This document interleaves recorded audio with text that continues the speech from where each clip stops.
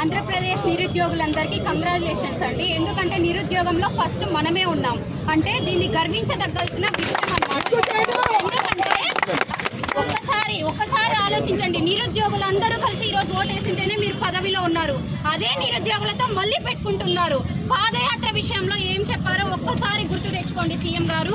ఒక్కసారి అభ్యర్థులు 25,000 ఉన్నాయన్నారు కాబట్టి మీకు సీట్ ఇచ్చి మేము ఈరోజు రోడ్డు పాలు ఎక్కుతున్నామంటే ఎటువంటి అవమానాలో ఇది చేసుకోండి. ఒకసారి హాస్టల్ ఫీజు కట్టుకోవాలి, స్టడీ హాల్స్కి కట్టుకోవాలి, కోచింగ్ సెంటర్లకు కట్టుకోవాలి, ఇంటి దగ్గర ఫ్యామిలీని వదిలేసి ఈరోజు 3 సంవత్సరాల పాటు కుర్చీలకు అంకితమయ్యాం. ఎవరండి బాధ్యులు చెప్పండి. తెలంగాణలో ఇలానే జరిగింది, నిరుద్యోగులతోనే పెట్టుకున్నారు.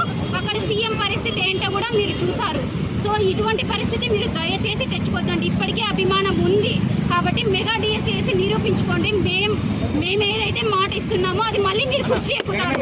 లేదా మెగా డిఎస్సి వదలలేదా అదే కుర్చీ మేము తీయడానికి మేము సిద్ధంగా ఉన్నాం. తర్వాత మీ ఇష్టం అండి. దయచేసి విన్నతి చేస్తున్న శాసనసభల్లో జరిగే చట్టసభల్లో ప్రతిసారి మేము సీఎంలు చర్చ జరుగుతుంది అంటే టీవీలు వదిలేసి బుక్కులు వదిలేసి టీవీల ముందర కూర్చోవాలి. అంటే మెగా డిఎస్సి వదులుతున్నారా అని ఆశ పుట్టిస్తారు. లాస్ట్కి ఏమంటారు, ఓట్లు వస్తున్నా ఎన్నికలు వస్తున్నాయి. దీనికోసమేనా అంటే మేము ఓట్లు వేసింది మీకు. ఈరోజు ఉద్యోగస్తుల్ని రోడ్డుపైకి తెప్పించారంటే మీ అంత వరెస్ట్ గవర్నమెంట్ ఇంకేది లేదండి.